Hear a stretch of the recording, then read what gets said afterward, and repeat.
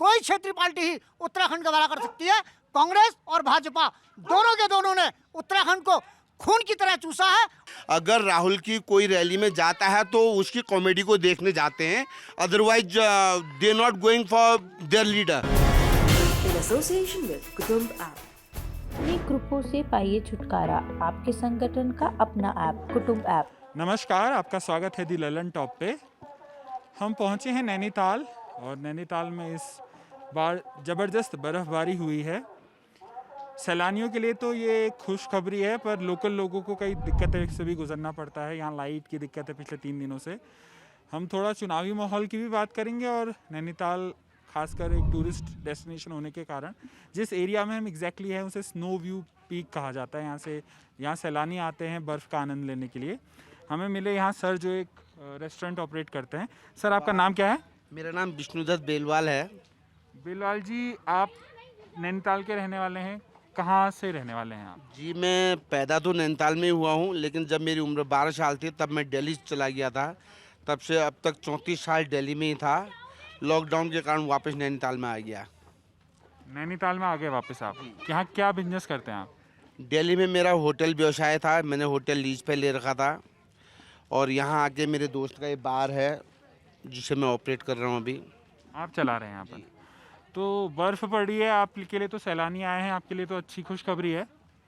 इसे एक तरफ आप खुशखबरी भी कहेंगे, एक तरफ आप ठीक नहीं भी कहेंगे। ठीक नहीं इसलिए कहेंगे कि जैसा कि मैंने अपनी लाइफ में आज 1990 के बाद ये बर्फबारी देख रहा हूँ, ऐसा वो पिछले 5 दिनों से हमारे पास लाइट नहीं है और चल नहीं सकते, फिर नहीं सकते, कोई सैलानी नहीं था, कुछ नहीं था, रोपवे बंद थी, सब कुछ बंद था। और सैलानियों के लिए अच्छा होगा क्योंकि वो कभी देख रहे हैं, और हमारे लिए तो ये हो गया कि हम we are in like hell, नर्क में जी रहे हैं। बचपन में पढ़ा था कि किसी को सज़ा देनी है तो उसे काला पानी की सज़ा दे दो, लेकिन अभी लग रहा है कि किसी को सज़ा देनी हो तो नैनीताल में भेज दो। अरे बर्फ़ पड़ेगी तभी तो सैलानी आएंगे, इतने लोग आए हुए हैं, आपके रेस्टोरेंट भी चलेगा उस वजह से। तो बिल्कुल ठीक कह रहे हैं आप। दिन भर सैलानी हो गए थे, शाम को हाथ पाँव से उठ नहीं पाते और वो देख के हमें भी बुरा लगता है कि यार ये लेने के देने पड़ रहे उन्हें करके। अब ये मज़े ले रहे हैं क्योंकि इन्हें ऐसा देखा नहीं, और शाम को जब ये अपनी जगह से उठ नहीं पाते तो इन्हें मजबूर होता है कि क्या कर बैठे। क्यों उठ क्यों नहीं पाते हैं? क्योंकि बर्फ़ में ज़्यादा खेल कूद लेते हैं, हाथ पाँव का तापमान शून्य हो जाता है, परेशान हो जाते हैं, हेडेक हो जाता है, मतलब ठीक नहीं महसूस करते शाम तक। और बाकी टाइम क्या रहता है? जैसे अभी तो बर्फ़ पड़ी है, जब बर्फ़ नहीं पड़ी होती है तब क्या रहता है हिसाब? हाँ, it is kind of heaven in earth, पृथ्वी का स्वर्ग कहेंगे इसके बाद अगर बर्फ़ नहीं है, और तब अच्छा है, सभी के लिए अच्छा है। तब तो लाइट भी नहीं जाती है, सब कुछ अच्छा होता है। लेकिन फ़िलहाल जो है, जो 2-4 दिन 5-7 दिन ये बर्फबारी की ज़िंदगी है, ये थोड़ा सा ठीक नहीं है, किसी के लिए ठीक नहीं है। ठीक नहीं है आपके हिसाब से? मेरे हिसाब से ठीक नहीं है। और सर, आपका नाम क्या हुआ? सर मेरा नाम भुवन सिंह राणा हुआ। मोहन जी, आप क्या करते हैं? सर मैं यहीं बाहर में ही हूँ। ये तो कह रहे हैं नर्क हो गया है, काला पानी हो गया है, आप क्या कहेंगे? नहीं सर, जो एक्चुअली जो यहाँ रहने वाला है उसके लिए तो वही समझो, नर्क ही समझो। जो अब लोकल टूरिस्ट आता है उनके लिए स्वर्ग ही हुआ अभी, क्योंकि उन्हें देखने के लिए बहुत कम मिलता है ऐसी बर्फबारी। तो उनके लिए अच्छा है, हमारे लिए मतलब बहुत ख़राब है सर। अब डेली की हमारी ना यहाँ पानी की सुविधा 5 दिनों से, ना लाइट की सुविधा, किसी चीज़ की कोई सुविधा है। सुबह बाथरूम जाते हैं तो पानी नहीं मिलता है, सारी जम गया कह रहे पानी। अच्छा, एक चीज़ बताइए, जैसे बर्फ़ तो हर साल पड़ती है, नैनीताल फेमस है बर्फ़ के लिए, इस बार क्या ज़्यादा पड़ी है, कुछ अलग हुआ है?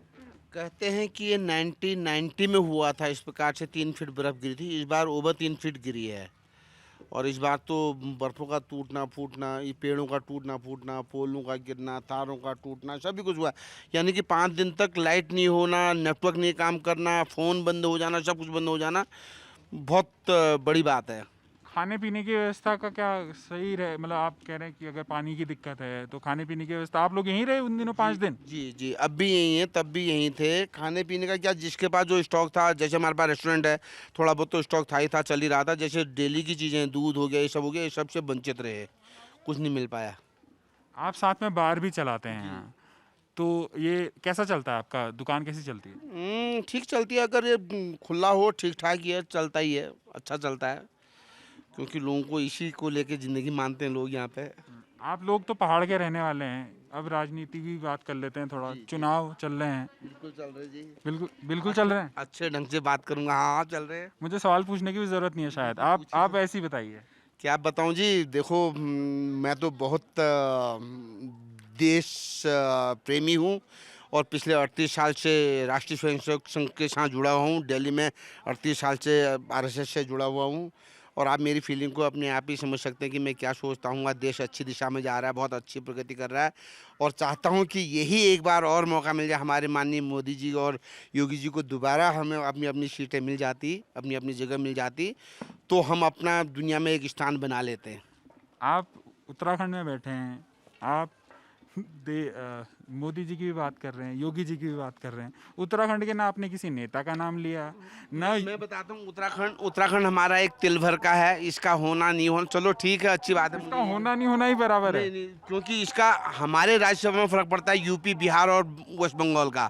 और अभी यूपी हमारे लिए बहुत मेन है। मेन इसलिए है क्योंकि यूपी में 402 सीटें हैं, हमारे पास केवल 70 सीटें यहाँ पे।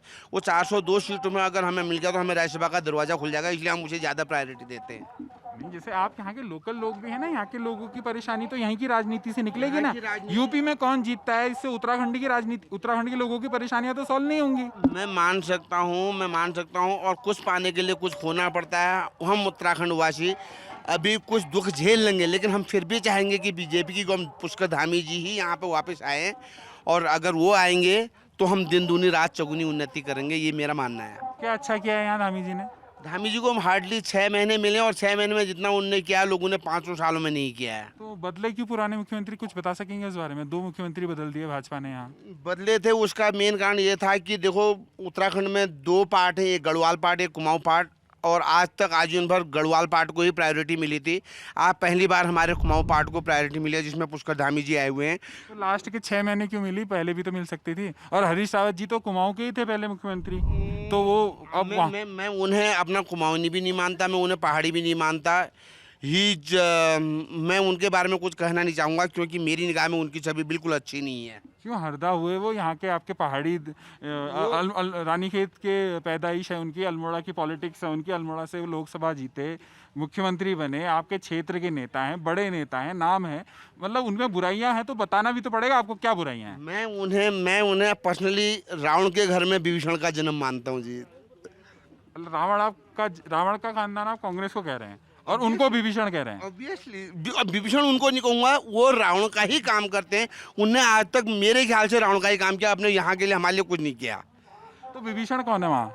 विभीषण यही लगाओ कि ये हरदा जो कह रहे हैं ये मतलब टोटली हमारे अगेंस्ट हैं, हमारे लिए नहीं है, वो हमारी उत्तराखंड कम्युनिटी के लिए नहीं है। वो जरूर कुमाऊनी हैं, वो जरूर पहाड़ी हैं, उनकी संस्कृति हमारी है, लेकिन उनका बिहेवियर, उनका जो लगाव है वो हम कुमाऊनियों, हम पहाड़ियों के प्रति नहीं है। नहीं है यहाँ के प्रति? बिल्कुल भी नहीं। उत्तराखंड का एक मस्जिद जाना ज्यादा पसंद करते हैं rather than going to the temple. कौन? हरीश रावत जी? कौन सी मस्जिद गए हो? कई मस्जिदें मैंने उन्हें देखा हुआ, मस्जिद में जाते हुए, उन्हें नमाज अदा करते हुए भी देखा। तो मस्जिद जाने में दिक्कत क्या है? कोई दिक्कत नहीं है, उन्हें हमारे मंदिर आने में क्या दिक्कत है? अगर मस्जिद जाने में दिक्कत नहीं है, उन्हें हमारे मंदिर आने में क्या दिक्कत है? कोई मंदिर नहीं जाते हो?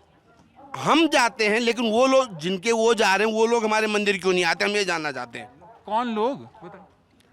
जो मोमन लोग, देखो मुसलमानों की बात कर रहे हैं? बिल्कुल ऑब्वियसली। देखो हमारे हरीश रावत जी मस्जिद जाते हैं और मैं चाहता हूँ कि जिसके मस्जिदों गए वो भी हमारे मंदिर आए तो हम समझेंगे हाँ ठीक है, वी ऑल आर इक्वल।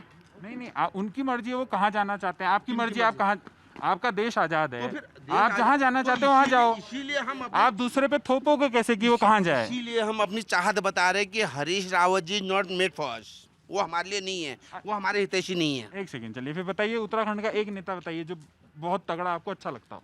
बहुत तगड़ा अच्छा लगता हो? मेरे ख्याल से 100 बार यहाँ पे कोई ऐसा नेता नहीं है। अभी उजागर होते नेता धामी जी को कहूँगा, बाकी और सब ऐसे ही रहे। और धामी जी मुख्यमंत्री बनने से पहले क्या करते थे, बता सकते हैं? वो सिंपली बीजेपी के कार्यकर्ता ही थे होने को, लेकिन हमारे बीजेपी और क्रिकेट में कहते हैं कि अनिश्चितताओं का खेल है, पता नहीं लगता कब कौन क्या पद ले ले।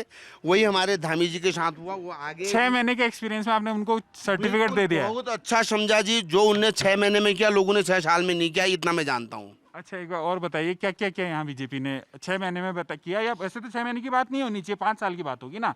सरकार ने तो 5 साल काम किया। बिल्कुल 5 साल किया है। 5 साल में लोग इतना खुश नहीं हैं, और मुझे जहाँ तक मालूम है हर आदमी चाहता है 5 साल में बदलाव होए, और वही बदलाव लोगों के दिमाग में थोड़ा सा भरा हुआ भरने को। लेकिन बीइंग इन आरएसएस, मैं जैसा कि एक स्वयं सेवक हूँ, तो मेरी सोच थोड़ा सा औरों से दूसरी है। दूसरी है आपकी सोच। अच्छा ये बताइए सरकार का, जैसे आपने अभी तो आप बता, थोड़ी देर हमने पूछा आपका इतना परेशानी है, हमको लाइट नहीं आई, ये नहीं हुआ, सरकार का क्या काम होता है आपके हिसाब से? यही सब तो मेरे ख्याल से काम होना चाहिए सरकार का।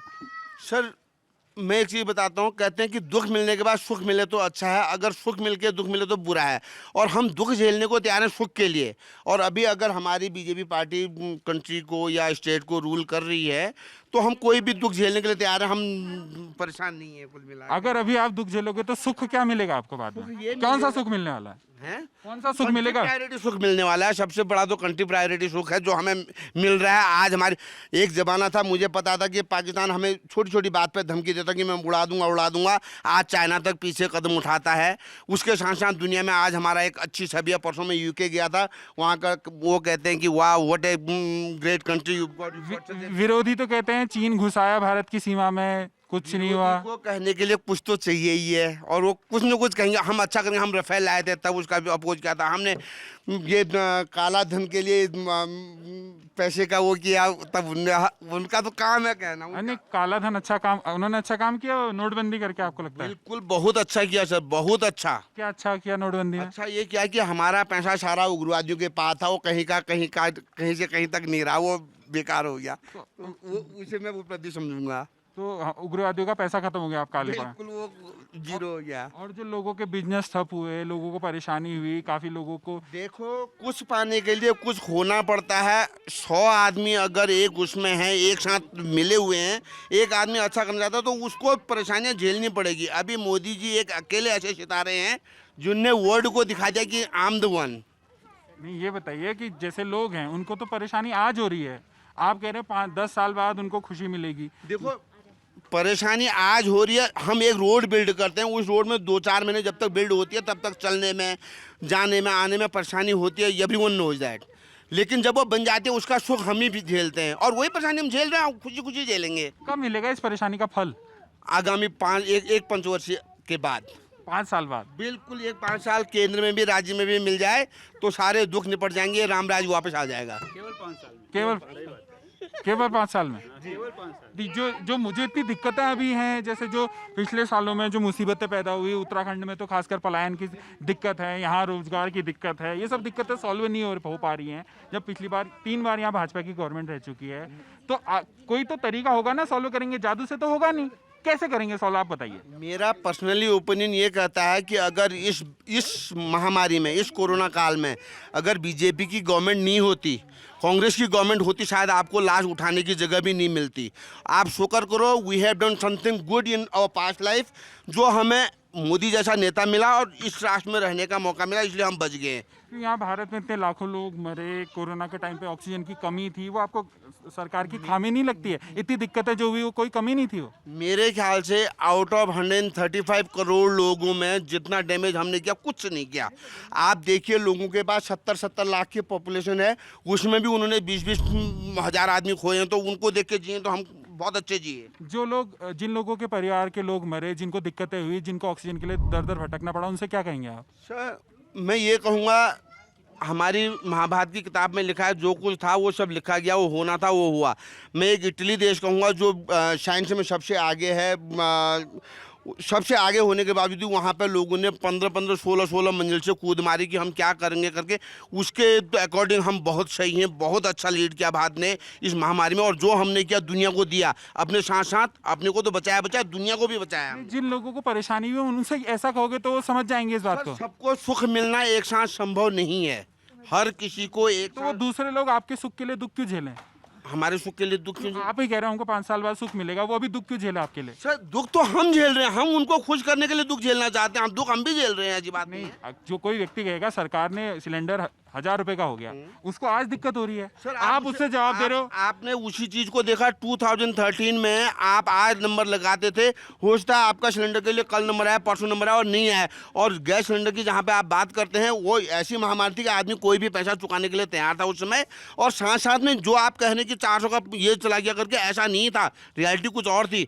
आज जो भी बर्डन हम झेल रहे हैं हिंदुस्तान में, वो जस्ट बिकॉज ऑफ कांग्रेस की बुरी नीतियों के कारण। अरे जो सरकार आपकी 7 साल बीजेपी की सरकार 7 साल है, गांव के लोग कह रहे हैं कि सिलेंडर हम दोबारा नहीं भरा पा रहे हैं, तो इसमें आप कांग्रेस की क्या प्रॉब्लम, कांग्रेस की क्या गलती होगी? कांग्रेस की अपनी गलतियां होंगी, पर इस बात में क्या गलती है? मैं बताता हूँ sir. Let's talk about petrol अभी 100 रुपये हाइक हुआ, लेकिन वो क्यों हुआ आपने उसका बेसिक नहीं देखा। आपने 2013 से पहले ऑयल बॉन्ड दिए थे, जहाँ जहाँ हमारे पास क्रूड आता था, ठीक है, उन्हें बॉन्ड दिए थे कि हाँ ये हमारे, आज हमने कितने हजारों करोड़ रुपए वो चुका है Modi government, just because of that petrol hikes up.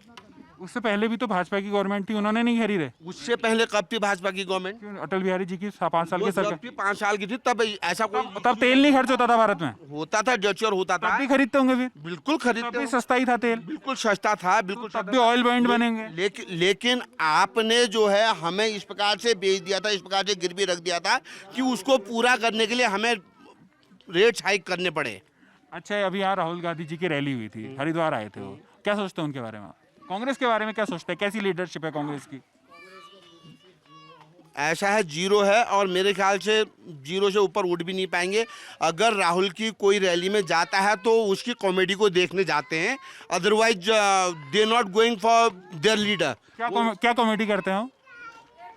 मुझे किसी भी उसमें नहीं समझ में आता कि वो इतनी अच्छी फैमिली की बैकग्राउंड से आता है। अच्छी फैमिली है, अभी आप कह रहे हैं अच्छी फैमिली है। फैमिली मतलब जिनने जीवन भर राजनीति करी हो, उसे राजनीति का औबो सौदो नहीं मालूम, उसे पता ही नहीं क्या कहना, कहाँ कहना, कैसे कहना। क्या गलत कहते हो? सर क्या कहूँ मैं, भरी संसद में आंख मारना, वो गलत कर दिया उन्होंने। ऑब्वियसली और भी बहुत सारी चीजें हैं जो उन्हें पता ही नहीं वो क्या कर रहे हैं और इसका पीछे क्या इमेज आ रही है। वो किसी उसमें नेता नहीं है। तो आप लोकल पॉलिटिक्स में देखते हो कि मोदी जी हैं, सेंटर में हैं, बल्कि आप यूपी की भी बात कर रहे थे। यूपी को क्यों देखते हो उत्तराखंड इतना? यूपी 402 और उत्तराखंड 70, वो देखना ज़्यादा जरूरी है देन यहाँ का। हमें मेरे ख्याल से इतना बड़ा जो होगा, लेकिन वहाँ से हमारे राज्यसभा के दरवाजे, अभी हमारे पास 21 बिल पेंडिंग है। वो बिलों को क्रॉस करने के लिए हमें राज्यसभा में मेजोरिटी जरूर चाहिए। अगर वो मेजोरिटी मिलती है तो हमारे वो 21 बिल क्लियर हो जाएंगे, और क्लियर हो जाएंगे फिर एवरीबॉडी विल लिव अपनी आज़ादी के साथ जी सकते हैं। अभी आज़ादी नहीं है। आज़ादी है, क्यों नहीं है, आज़ादी बिल्कुल है। अभी तो कहा आज़ादी से जी सकता है, अभी नहीं होगी ना फिर। मतलब फिर उसमें रोक टोक नहीं होगी, तेरा मेरा नहीं होगा जैसे अभी चल रहा है। अभी क्या चल रहा है? रोक टोक कहाँ है? अभी जिस प्रकार से हिंदू मुस्लिम ये सब, तब हिंदू मुस्लिम खत्म हो जाएगा मेरे ख्याल से खत्म हो जाएगा। जब पॉपुलेशन रेशियो बिल आ जाएगा तब वो सब खत्म हो जाएगा। सर क्या नाम है आपका? कंचन चंदोला। कंचन जी, क्या करते हैं आप? मैं एक सेकंड खड़े हो जाते हैं। कार्यरत हूँ। एक सेकंड, हाँ, कहाँ कार्य करते हैं? रोपवे में। रोपे में कार्यरत है जी। वो बोल रहे थे सर, उन्होंने हमको थोड़ा बीजेपी के सपोर्टर है तो हमने उनसे सवाल पूछे उस टाइप के। आप ये बताइए, कांग्रेस यहाँ सरकार बनाती है, 2 मुख्यमंत्री बदलती है, बीजेपी बनाती है 3 मुख्यमंत्री बदलती है, लोग वोट दे रहे हैं या तो राहुल को नहीं पसंद करते हैं या मोदी को पसंद करते हैं। लोकल मुद्दे कहाँ हैं? उत्तराखंड के लोकल मुद्दे क्यों नहीं कोई डिस्कस करता? भाई साहब, उत्तराखंड जो थी, जब बनाया गया, उत्तराखंड जड़ जंगल जमीन के लिए बनाया गया, लेकिन हमारा दुर्भाग्य है कि कांग्रेस और भाजपा दोनों इस उत्तराखंड को बर्बाद करने में तुली रही। और जो क्षेत्रीय पार्टी थी उत्तराखंड क्रांति दल, जिसने उत्तराखंड को जन्म दिया, उत्तराखंड की लड़ाई में भरपूर योगदान दिया, वो पैसे की कमी से आर्थिक मजबूत न होने के कारण हमारे उत्तराखंड के विकास में सही पहल नहीं कर पाई। उत्तराखंड में कांग्रेस और भाजपा दोनों एक ही सिक्के के दोनों पहलू हैं। इनको जहां सत्ता मिलती है ये दोनों के दोनों वहां चले जाते हैं, जिसका प्रत्यक्ष प्रमाण अभी उत्तराखंड चुनाव में देखने को मिला है। आप उत्तराखंड क्रांति दल के समर्थक हैं, मैं अगर पूछ सकूं तो आपसे, आप उत्तराखंड क्रांति दल? मैं उत्तराखंड क्रांति दल का समर्थक हूं और हाँ, ये जो मोदी, एक सेकंड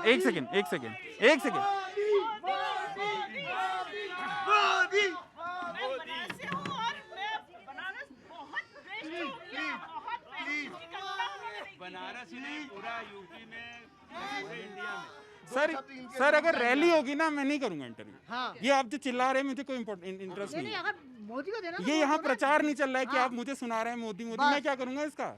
मुझे आप मैं आपसे सीधा सा सवाल पूछूंगा, आपके व्यू हैं, आप जवाब दीजिए। मैं भी सच और बताऊंगा। दिस इज नो आर्ग्यूमेंट कि आप चिल्लाने लगे किसी, आपको पसंद है नेता, आप वोट देके आइए और आप समर्थन भी कीजिए, पर वो रैली में सही होता है। आप इंटरव्यू में चिल्लाएंगे तो यूजलेस है वो बात। अभी मैं बताऊंगा सच आप बताइए, मेरे को किसी पार्टी से समर्थन विरोध का चक्कर नहीं है। वो समर्थक थे तो मेरे के उनके प्रति सवाल है। अभी उत्तराखंड क्रांति दल के तो मैं इनसे सवाल पूछूंगा कि भाई साहब आपके इस पार्टी, आप कह रहे हैं कि उत्तराखंड क्रांति दल पैसे की कमी के कारण वो हुआ, तो ये फेलियर तो उत्तराखंड क्रांति दल का है ना कि वो अपने संसाधन नहीं जुटा पाए और वो दावा करते रहे कि हमने बनाया उत्तराखंड, और अधिकतर सीट 2-3 सीटें और आपके विधायक चुन के जाते हैं तो वो कभी कांग्रेस में शामिल हो जाते हैं, अगली बार वो बीजेपी में शामिल हो जाते हैं। क्योंकि हमारे जो विधायक चुन के जाते हैं वो पूर्ण बहुमत से चुन के नहीं जाते हैं, और जो बायलॉज कहता है कि दल बदल विधेयक कानून जो बनाया गया है वो 1/3 मेजोरिटी को वो करता है।